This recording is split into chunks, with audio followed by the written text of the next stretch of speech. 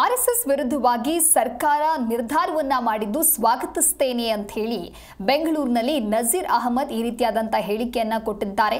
ರಾಜ್ಯದಲ್ಲಿ ಆರ್ಎಸ್ಎಸ್ನ ಬಗ್ಗೆ ಸಾಕಷ್ಟು ಚರ್ಚೆಗಳು ನಡೀತಾ ಇದೆ. ನಿಮಗೆ ಆದಾಯ ಎಲ್ಲಿಂದ ಬರುತ್ತೆ ಹೇಳಿ ಅಂತ ಹೇಳಿ ಪ್ರಶ್ನೆಯನ್ನ ಮಾಡಿದ್ದಾರೆ. ನಜೀರ್ ಅಹಮದ್ ಸಿಎಂ ರಾಜಕೀಯ ಕಾರ್ಯದರ್ಶಿ. ಆರ್ಎಸ್ಎಸ್ ವಿರುದ್ಧ ಸರ್ಕಾರ ನೆನೆ ವಿಶೇಷ ನಿರ್ಧಾರವನ್ನ ಮಾಡಿದ್ದು ಅದನ್ನು ನಾನು ಸ್ವಾಗತಿಸುತ್ತೇನೆ. ಇಂದು ಇಡೀ ರಾಜ್ಯದಲ್ಲಿ ಆರ್ಎಸ್ಎಸ್ನ ಬಗ್ಗೆ ಚರ್ಚೆ ನಡೀತಾ ಇದೆ. ನೂರಾರು ವರ್ಷಗಳಿಂದ ಸಂಘ ಚಟುವಟಿಕೆ ಮಾಡ್ತಾ ಇದೆ. ರಾಷ್ಟ್ರದ ಸಂವಿಧಾನದ ಪ್ರಕಾರ ಯಾವುದೇ ಸಂಘ ಸಂಸ್ಥೆ ರಿಜಿಸ್ಟರ್ ಮಾಡಬೇಕು. ಪ್ರತಿ ವರ್ಷ ಅಲ್ಲಿ ಬರುವಂತಹ ಆದಾಯ ಏನು, ಎಲ್ಲಿಂದ ಬರ್ತಾ ಇದೆ ಅನ್ನೋದಕ್ಕೆ ಅಕೌಂಟಬಿಲಿಟಿ ಇರಬೇಕು. ಆದಾಯದ ಬಗ್ಗೆ ಆಡಿಟ್ ರಿಪೋರ್ಟ್ ಆಗಲಿ, ಬ್ಯಾಲೆನ್ಸ್ ಶೀಟ್ ಆಗಲಿ ಯಾವತ್ತೂ ಆರ್ಎಸ್ಎಸ್ ಬಗ್ಗೆ ನೋಡೇ ಇಲ್ಲ.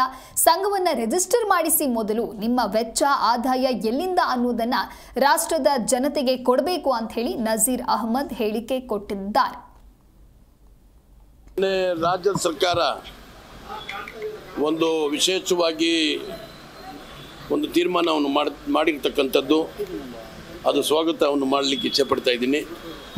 ಅದರ ಜೊತೆಯಲ್ಲಿ ಇವತ್ತಿನ ದಿವಸ ಇಡೀ ರಾಜ್ಯದಲ್ಲಿ ಒಂದು ಚರ್ಚೆ RSS ಬಗ್ಗೆ ನಡೀತಾ ಇರ್ತಕ್ಕಂಥದ್ದು.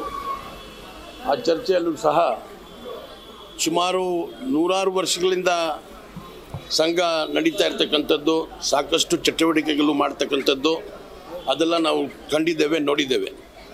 ಒಂದು ಏನಪ್ಪ ಅಂತ ಬೇಸರ ಅಂತ ಹೇಳಿದರೆ, ಈ ರಾಷ್ಟ್ರದ ಒಂದು ಸಂವಿಧಾನ, ಆ ಸಂವಿಧಾನ ಅಂಗವಾಗಿ ಯಾವುದೇ ಒಂದು ಸಂಸ್ಥೆ ಸಂಘ ರಿಜಿಸ್ಟ್ರೇಷನ್ ಆಗಬೇಕು, ರಿಜಿಸ್ಟರ್ ಮಾಡಬೇಕು. ಪ್ರತಿ ವರ್ಷ ಅಲ್ಲಿ ಬರ್ತಕ್ಕಂಥ ಆದಾಯ ಏನು, ಎಲ್ಲಿಂದ ಬರ್ತಾ ಇದೆ, ಹೇಗೆ ಬರ್ತಾ ಇದೆ, ಅದರದ್ದು ಒಂದು ಅಕೌಂಟಬಿಲಿಟಿ ಇರಬೇಕು, ರೆಸ್ಪಾನ್ಸಿಬಿಲಿಟಿ ಇರಬೇಕು.